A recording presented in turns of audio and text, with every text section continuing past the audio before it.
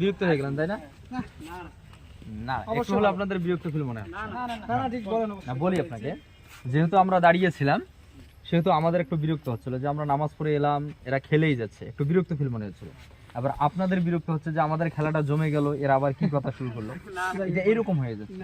কিন্তু আল্লাহ তাবারক ওয়া তাআলা আমাদের প্রতি রোজানা বিরক্ত হচ্ছেন, বলেন তো কেন? আল্লাহ তাবারক ওয়া তাআলা বলছেন, ইয়া আইয়ুহাল্লাযিনা আমানুত্তাকুল্লাহ হাক্কা তুকাতিহি ওয়া লা তামুতুন্না ইল্লা ওয়া আনতুম মুসলিমুন।